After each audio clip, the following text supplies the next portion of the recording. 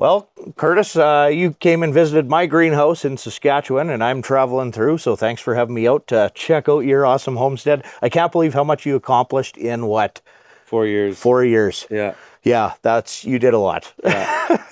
Well, I was fortunate enough to have my wife completely behind me. I was at a good point in my business where things were more or less automated, and I sold my house in Kelowna and had a nice chunk of change. Perfect. And so I was able to kind of go, for a number of years, just go balls to the walls. Yeah. Basically. Yeah, and I followed you. That was even before I started my YouTube, but I kind of followed you when you first got it, and the amount of rock you got to deal with, the terraforming, figuring out you need the equipment, but you need the equipment. Yeah, I've got 2 machines, so I mean, I definitely got the equipment. But yeah, it's a lot of planning, but also just trying things and making mistakes, especially with terraforming and earth shaping. One thing that I really overlooked at the beginning when I started forming terraces is we're in a dry climate. We only get 14 inches of rain here a year. Yeah. We're Boreal, Zone 5. But when it rains, the water moves. And so every time I made the terrace, I have to have on the high side a way for the water to exit around. Otherwise, it all gets caught in the back end and the soil, and it just floods, and it can wreck the landscape very quickly. For sure. So drainage is so important. Yeah. Yeah. I mean, it is in general, especially for where you live, but it's almost a given in those places that it's super important. Where when you're on top of a mountain, you just don't think that there can be that much water, but there can be. It's hard. Doesn't matter if it's relative. Like I'm kind of in a low spot, but relatively flat, like not hills like a mountain kind of thing. But I have a construction transit, and I will literally because if I screw up, like I got pools of water and mud holes and everything's wrecked. Yeah. So laser level has been one of my best investments on this property. I use it all the time. Absolutely. And so everything is carefully engineered and thought about, and certainly made a lot of mistakes, but sometimes you just got to get at it and just see what happens. Oh yeah, like how else do you learn, right? Yeah. So, but yeah, you did. You started out, there was just a little house, and then you got really nice house, kind of close to your deep winter greenhouse. A bunch of hoop tunnels. You've already convinced me to put up my hoop tunnel because that's like your annual situation. Yeah, right? It is, because you think. If you have a greenhouse like yours or my Paso Solar greenhouse, you think that that's like the main greenhouse that you do everything, but it's not really, because if you have perennials in there, if you do too much annuals in there, I find you get too many pests and stuff. Yeah. So I like to have it's like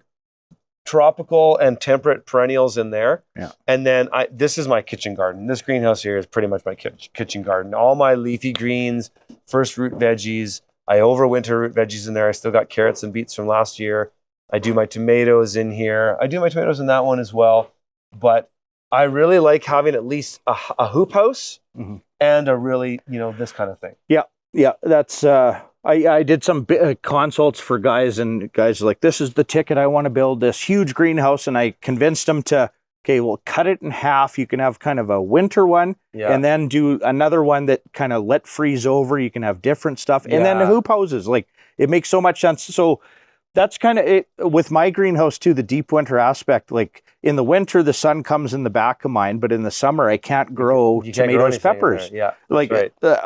And plus, if I do tomatoes, peppers, that's what the pests like too. Yeah. But I'll start a bunch of stuff and then I move it out. So my next project is literally simple hoop houses like you got, and that's going to be. It's so worth it to do those, because we're like 3 seasons really. They're all that matter, anyways. Like what's winter really? I mean, like, what do you need to grow in the winter? You can grow so much in the 3 other seasons that you store most of everything else. Yeah. And then if you got something like a Paso Solar greenhouse, that you have some herbs and things you want fresh in the winter, but my diet changes in the winter anyways. I'm eating less vegetables, and so eating more meat. So ours turned into perennial fruit trees, perennial herbs mostly, a little bit of tomatoes, peppers in the sunny part in the summer. Yeah. But then the most benefit we get is we're starting stuff January, February, March, whether it's which is key. Flowers or onions. Yeah. And I can't walk. The whole concrete's filled with that. But But then we need a place to move it, because in Saskatchewan it's windy. It wrecks all our flowers, and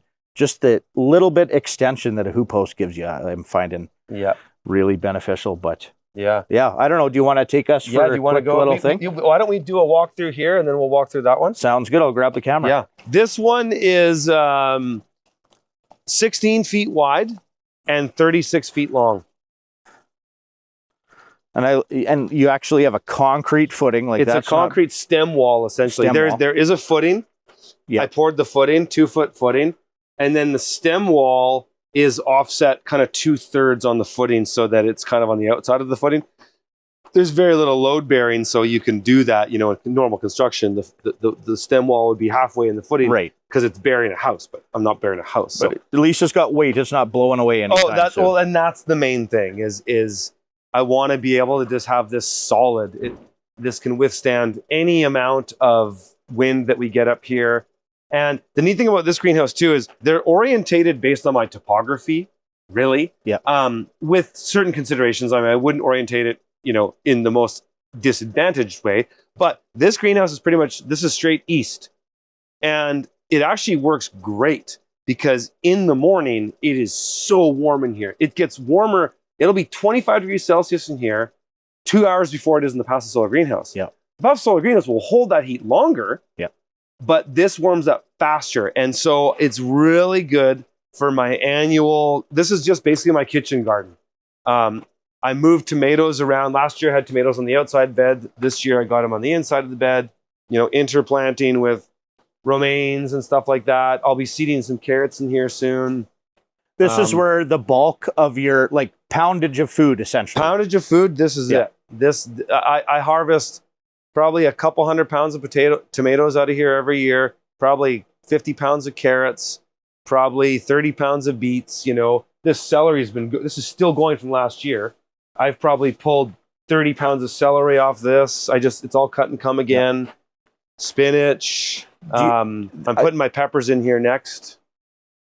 Do you like the raised bed aspect, Curtis, over in the ground in rows? You like it? Yes, I do. Just because, well, for one, I don't have good soil here. So even if I'm building on the ground, it's not great because this is sitting on bedrock.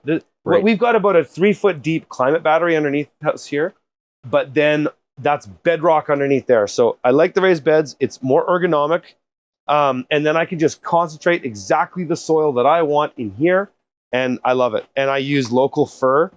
Fir for our climate, boreal is better than cedar. If you're in a temperate climate, cedar is better. But for a boreal climate, fir is good. It's more like 3 feet, 3 feet, 3 feet. That's right. It is. They're 3-foot beds. So in a 16-foot greenhouse, it worked out really good this way. It worked out really good. You can reach everything. Absolutely. There's no bending over at all. One thing I would do if I were to do it again, and I had a bigger greenhouse frame, is I would go say 24 feet wide with the same beds and have 2 feet so that you could walk around. I mean, it's not bad. I can manage all these beds fine. I'm happy with it.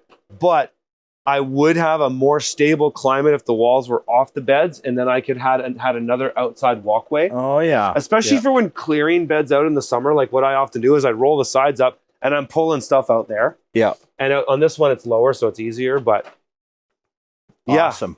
Yeah, and there's double wall poly on here too. So we've got our insulated layer. But if topography wasn't an issue, it's north to south orientation usually for these high tunnels. No, east and west, and where the face. So this would be south essentially. Okay. Where this would be east and west. That's typically ideal for high tunnels. Okay. At least that's how I've always done it. Yeah. You know, you can do it the other way, and it's okay too. The problem is then though is your end wall in the wintertime when the sun's really low in the sky, your end wall is casting a long shadow into the greenhouse. Yeah, right. That's why. Yeah. Okay. Yeah. Interesting. That's why. Okay. Very cool. Yeah, we check out the other one. Yeah. This place looks amazing, man. You know, one of the best things about this is the exercise I get. I cannot get fat because I always have to walk up and downhill. Like, oh yeah, we'll go look at the food forest too. We haven't done that yet. Okay, sweet. So this is your deep winter this is my passive solar greenhouse like yours. Different design where I wanted to maximize the vertical space because of my topography, I just don't have the square footage on the ground like you do. Yeah. I just don't. Without digging into the hillside or digging, putting spreading material out below and building on top of that. Well, just don't. So You're I wanted making to good go up. use of the space. Those are grapes, all grapes. Oh Jeez. yeah, I picked 150 pounds, and look how many clusters there are. And there'll be more this year. I picked 150 pounds of table grapes last year. It's worth it just for that. Unbelievable. Yeah. And literally harvesting grapes for 4 months. Yeah. Because look how far ahead they are. Do you remember what variety? Oh yeah, they're all seedless table grapes. That's a Coronation. Nice. The exact names I forget, but they're amazing. I won't make it home in time to make a cutting survive, but yeah. Probably not. But you could hit it on your way back if you wanted for to. sure. But yeah, so the upstairs is the nursery basically. Yep. And then the downstairs is beds and then living space. And then what I might do eventually under the deck here is put sand batteries. Yeah. And You know about those, right? Yeah. You know about that technology? My buddy in Alberta to put hydronic heating in a layer of sand under the So concrete. I've got hydronics. So this greenhouse can be heated by wood heat from the wood boiler out there. Yep. Or the wood stove inside my house. It's tied into the same loop. Sweet. And propane is also tied into the same loop. So I can decide, do I want wood boiler to heat this loop? And this loop's all connected to the house on the floor, and the hot water. But honestly, like in the wintertime, like I put my just IBC totes, intermediate bulk containers. Yeah. If you don't have time, you could literally sneak them in here, fill them with water. I do. I've got like 30 IBC totes. There you I go. literally could. No, for sure. Just do But what I test want to with do water. with sand batteries is dump excess kilowatt hours in here and then put an air coil through them and then just dump that air into here underneath this so that the heat warms this up. This is all concrete and steel. Yeah, right. Because it'll ventilate out here. And so this will get all warm, which will be another thermal mass. Yeah. And so this is in the center of this greenhouse. So my hope is that eventually when I do that, I'll be able to keep this warm without wood or gas just by excess kilowatt hours from the solar and offing into here. Well, my theory is just the more mass, the better. So if you can integrate water with sand or sand with water, right. Why not? You could layer a layer of sand around a water tank. Like any mass is Any just my mass theory. is good. Eh? Absolutely. But nice figs. Yep. Those are going to get big. Yep. Oh, yeah. And then that's dwarf Cavendish. So that's not going to get more than 11 feet high. Okay. But the bananas are excellent. Yeah.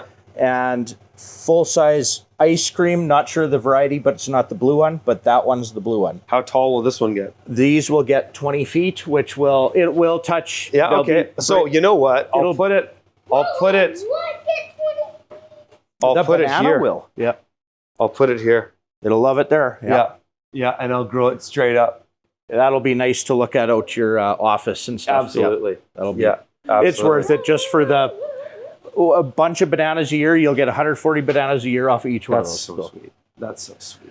I love it, man. Looks good. Let's go check out the other one. Okay.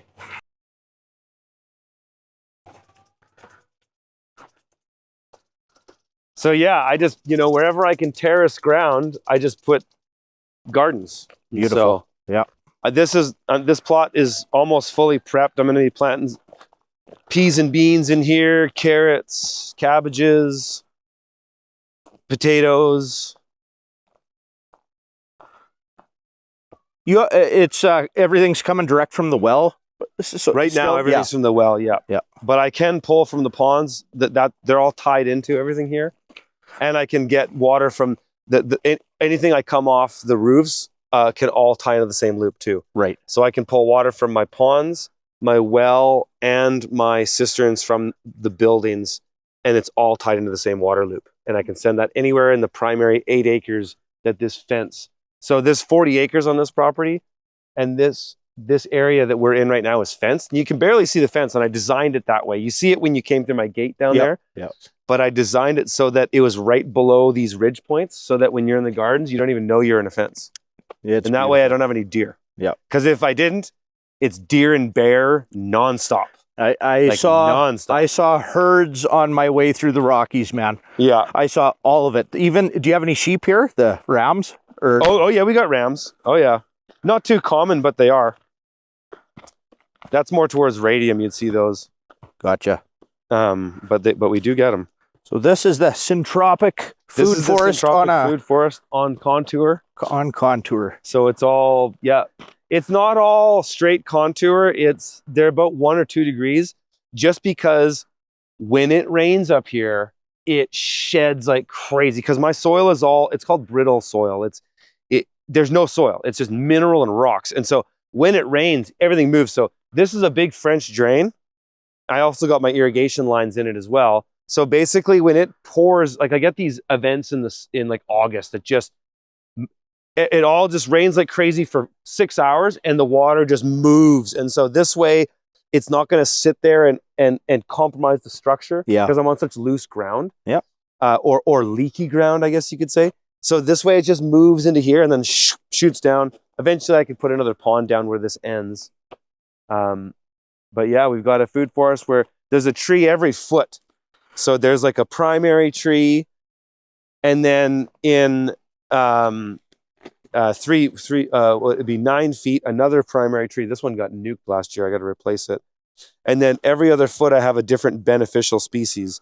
So there's a shrub every second tree. So that this would be a little Saskatoon, and this is a green alder, and there's a carragana, and then I have different comfrey and mullein and stuff interplanted in between. And just for everybody watching, it's more of a height thing. So these would be more canopy fruit trees. That's right. Bushes level. That's right. And then ground level. That's right. That's right. The tiers. And yeah, putting there's it all the layers together. of the food forest, right? Exactly. Yeah. In height. Yep. That's right. But this is its second year, so it's still pretty new.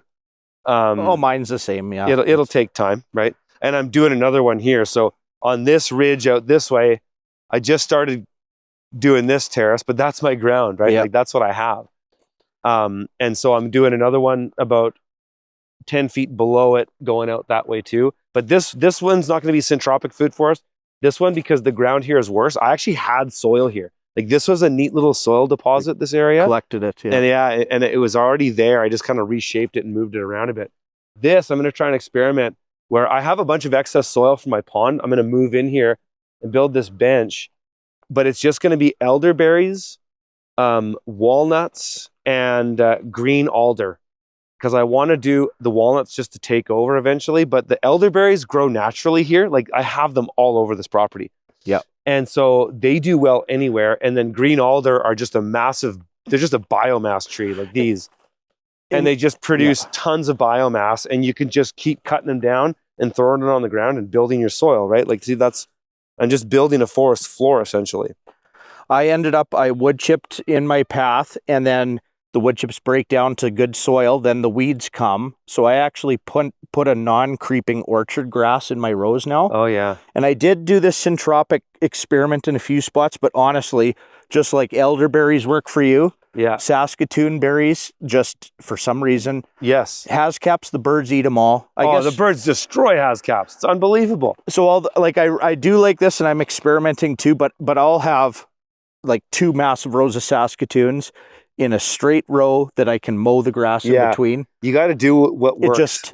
That's why I made these. I can take my BCS and go up and around on each of these aisles. Yep. Perfect. So I can move my machine in and around. I actually mostly just use my weed whacker. Yeah. I'll use the BCS when I need to, but I've been able to just manage it with the weed whacker. So. And you're trying like a non-creeping and a micro clover you had mentioned before, hey? Yeah. This is all micro clover. Yeah. I put in white Dutch clover. It gets a little bigger, but it's good chicken pasture too. It is. Chickens would love this. Well, my chickens come in here. I let them out. That's why I put a gate on each side of my on this chicken coop. So these are my layers. I lost 8 chickens this winter. It was brutal. And I do meat birds, and I move them around in the gardens with mobile fencing. Yeah. But yeah, these birds, especially at the beginning of the season when not a lot of stuff's fledgling, I just let them come out, and they just find their way, and they'll go and eat in here for days, and then they go back every night and go into their coop. And so I do that. I have the gate on each side of this, so I could do that. And eventually I'll run them through these once these ones are finished. Perfect. Yeah, that's awesome. And then when you have the hoop houses too, I see your winter coop there. Yes. And to have just the hoop house shelter increases the climate, and the chickens love it. Unbelievable. You get consistent egg production all winter, even when it's really cloudy. The fact that they can go out and scratch around in the dirt and just be chickens, and on sunny days, I mean, -10 out here, plus 25 in there, they're partying. Yeah. And so egg production stays up. It's great. And it's nice too, because it's just nicer to do the chicken chores without snow. And I'm to the point where you at with my experiments in Saskatchewan, the wind is killing it, or the hail or something. Like, doesn't matter what we plant, that it's greenhouse everything. Like, greenhouse across the board. Put plastic in. I'm a zone 5, which I'm 2 zones warmer than you. Yeah. And I'm still all greenhouses. Yeah. I never grow my tomatoes outside. I never grow peppers outside. I grow, like I said, that high tunnel there is pretty much my kitchen garden. Yeah.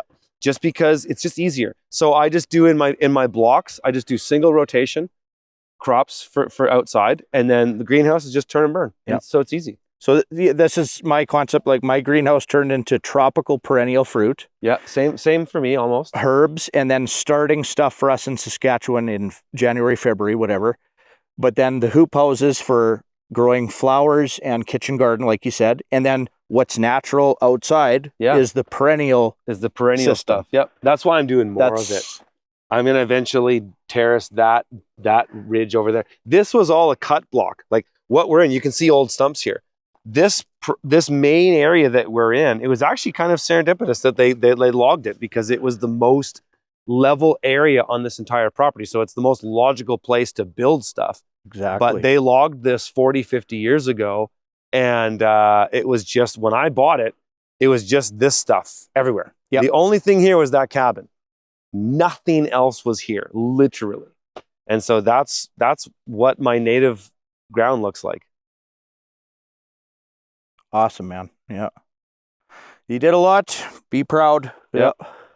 It's awesome life though, hey? Yeah. Oh, it's a blast. Nothing. My kids love it too. The education that my kids have got in 4 years of construction has been amazing. Totally. Not even just seeing the specific tasks being done, but just seeing the delegation and the organization and things like that. Like, they absorb so many things with that I don't take that for granted, you know? Yeah. No, they know, like, animal husbandry, growing food, preserving food, where it all comes from. Like, my daughter is a total plant file. Like, she knows every species. That's awesome. She can walk out here and tell you every weed, every native grass, everything. She obsesses about it.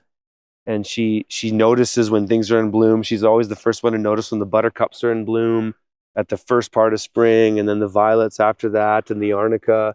She knows all these things, and that's what's just so cool about living on land and having your kids grow up that way. Is they get an education just de facto that they could not really get anywhere else. Yep. You have to live it, you know? Exactly. Yep. And math is like, how many rocks are in that pile? Yeah, sure. And like, how much does each one weigh, and multiply it by something, right? Or counting out the seeds in the greenhouse when we're doing the nursery That's stuff, what it is. Know? Absolutely. It's like, literally, university kids can't count anymore. Like, I tell you. They can count genders. That's about it. Yeah. Okay, Curtis. Well, yeah, be proud. That's a lot of work in just a handful of years, and it's looking good. Now, guys like you and me, you know, I often thought, should I move to, I was looking Oliver, BC, the wine capital of Canada, the kind of foothills. Beautiful in Oliver. Soyuz. Yeah. I really looked, but I was kind of born in Saskatchewan. I'm used to it. I got sunny, clay, flat, completely like polar opposite. And if you were living where I am, you'd be doing what I'm doing. And if I was living where you are, you know, vice versa. It's all about your context, right? We figure it out, right? Yep, that's right. So I'm staying where I'm at, and yeah, I mean, you got a lot of invested. You're making a life, you know. So yeah, I don't know. Yeah, buddy. Yeah, you're doing good, and it's great to see similar concepts. You've got totally different natural foliage than we have. Yeah, but we're collecting rose hips and milk thistle and things. Yeah, I got rose hips here too. Yeah. And this mullein mullin's a medicinal, wish man. I had one of them. Like, really? Yeah, they're everywhere here. It's my most common weed. Yeah, man. But yeah, it's been a pleasure. Thanks for showing me, and I actually got to hit the road. So, okay, Curtis, where can people find you if they want to see more of what you do? Yeah, follow me on X at Off-Grid Stone, YouTube, of course, Off-Grid with Curtis Stone, and go to freedomfarmers.com. And I want to say to people, if you're looking to get on the land, you're watching Dean's videos, watching my videos, and you're thinking you want to get on the land, I have a program called the Homestead Accelerator, where we review homestead type properties and we post them. And so it's a list. We produce 20 to 30 properties a week, and they're in the US and Canada, and they're vetted. So if you're looking for land, it can really accelerate your journey onto the land. So go check that out at freedomfarmers.com. If I knew some of that info before, I probably wouldn't have bought bare land. I would have found something with the Quonset to save you years of work. That's the thing, yeah. But buying a property with infrastructure is generally a better move. It's very important information to know before jumping into stuff. It is. Actually, you know what I'll do? I'll leave you the exclusive link for that in the video, so they can get right to that Homestead Accelerator. Fantastic. So, cool, link in the video from Curtis if you want that Homestead Accelerator. Right on. Yeah. Thanks again. Right on. So I'm back on the Prairie Homestead now. What a pleasure it was to visit Curtis Stone on top of Curtis Stone Mountain, I'm going to call it. He does have some nice flatter areas, a lot of terraforming. That rock has got to be a pain in the butt to deal with. You know, growing soil. And the trip was a bit of an eye-opener for me. Like, he did an amazing job in just 4 short years of building that thing from almost scratch. That's a lot of work. He needs the equipment to terraform, to go through bedrock to find soil. And he did an amazing job. If I lived where he lives, I would do the exact same things he was doing. He gave me some awesome ideas. The hoop house thing. And again, we talked a lot on greenhouses, that my greenhouse is for beautiful tropical plants, things that we cannot grow here outside, perennial fruit trees. But then this is what's left after plant sales and stuff. But my wife literally starts things in January. This is what I use this greenhouse for. Now in Saskatchewan, the wind is a big problem for building hoop houses. So I've been planting shelter belt trees, but the hoop house system for poundage of food and just a season extender. So all these things that I've planted in here, or my wife has planted, flowers and things, that we had a few days since I've been back that the wind would have just completely wrecked this, right? So to have shelter for me and hoop houses where you get kind of your poundage of food, because this one, it's just like a bloody jungle in here. Like, I can't fit anymore. It's like, we got some squash, cucumber, peppers, tomatoes, and it's just a jungle. Like, we need more space. But so this one's for a little bit of annual crops until we get hoop houses like Curtis, but that's essentially going to be our kitchen garden as well, just hoop houses. So if you're considering building one of Curtis Stone style passive solar winter-ish greenhouses, or one of my deep winter greenhouses, one of my pieces of advice is, absolutely, this is the most beautiful building ever to have. But also, it's okay to have kind of a 3-season hoop house thing for your poundage of annual food, even in Saskatchewan, even where Curtis lives.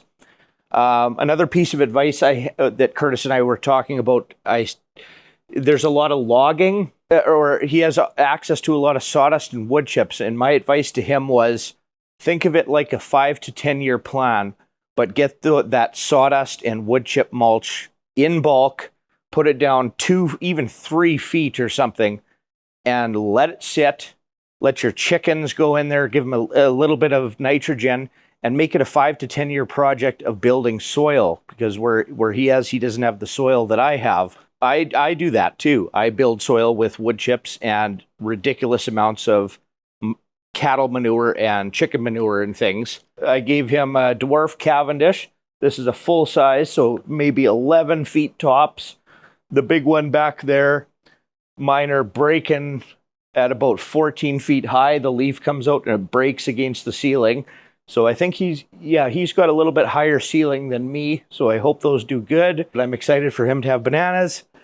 And anyways, what an incredible guy that Curtis Stone. He's a hardworking dude, very knowledgeable dude as well. And yeah, it's a pleasure for me to be able to have him as a friend. So thanks for watching. His links are in the description, and we'll catch you guys next time.